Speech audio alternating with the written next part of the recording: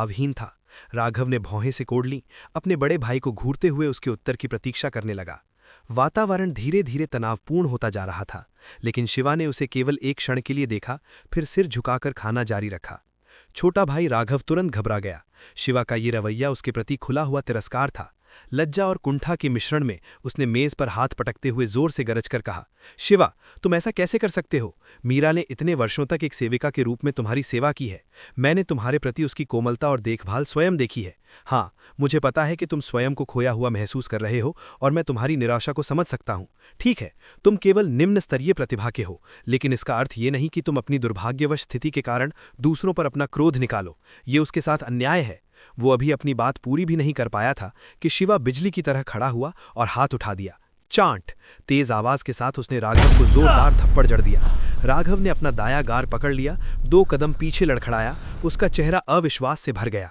निकम्मे, अपने ही बड़े भाई से बात करने का ये कैसा लहजा है? शिवा ने धीमे लेकिन कठोर स्वर में डांटा। वो बस एक सेविका है, केवल एक तुच्छ दासी के लिए तुम ये भी भूल जाओगे कि मैं तुम्हारा बड़ा भाई हूं। राघव को अंततः पीड़ा का एहसास हुआ।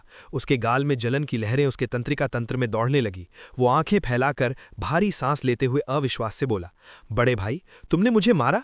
बचपन से लेकर आज तक तुमने कभी मुझे नहीं मारा था। हाँ, मुझे उत्कृष्ट स्तर प्रतिभा मिली और तुम केवल निम्न स्तर हो, लेकिन इसके लिए तुम मुझे दोष नहीं दे सकते। ये तो स्वर्ग की व्यवस्था है।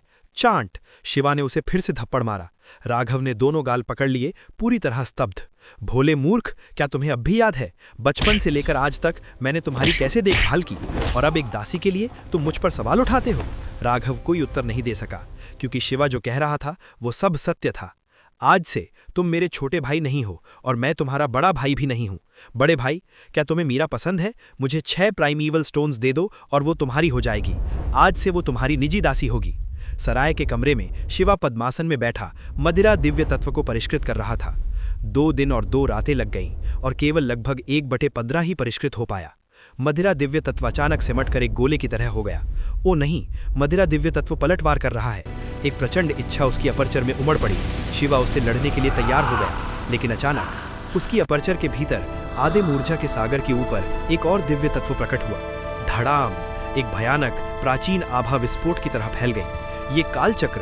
उस दिव्य तत्व को देखकर शिवा पूरी तरह स्तब्ध रह गया।